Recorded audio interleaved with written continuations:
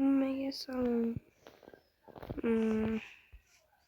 Bugun shuncha narsa, masalan, shunaqa mod bilan Minecraft'da o'ynayman. O'zim nima qilmoqchi edim? Hozir stop. Bu moddachi nima etcha qo'shaman? Chizish shart emas. Manda qilsam bo'ladi. Baka ko'rib, buni bo'lsa kreativga o'tib qoladi. Men xuddi shunaqa mod bilan Ender Dragon'ni maxluq nima deyiladi? Xuddi shunaqa qilmoqchiman-da.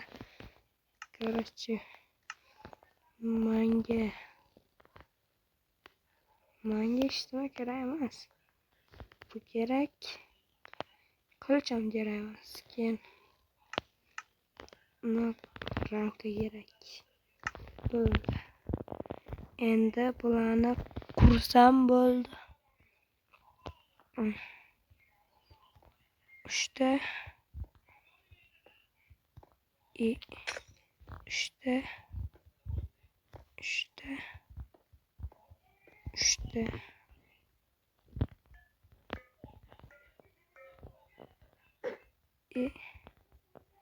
suçuket.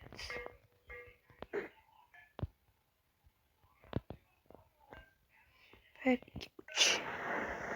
Endi aka borish qoldi. Video sal qisqa bo'lib ketyapti-da.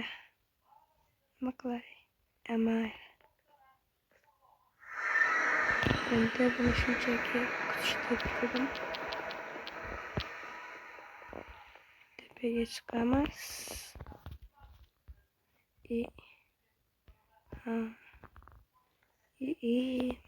Kimdir chichib ketganmi? Mana bola. Endi meni kutib oldim. Mana bu narsa kerak bo'ladi.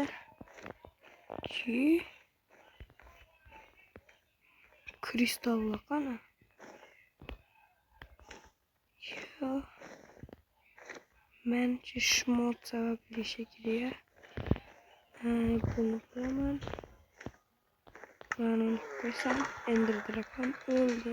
Agar buni jonli videoda qilganimda o'zim o'lib ketardim-da. Wow.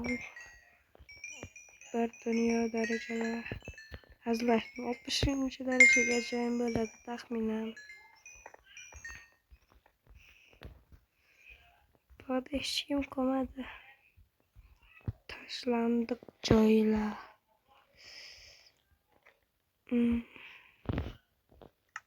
Oldimdagi boy narsa o'lib ketadi-da.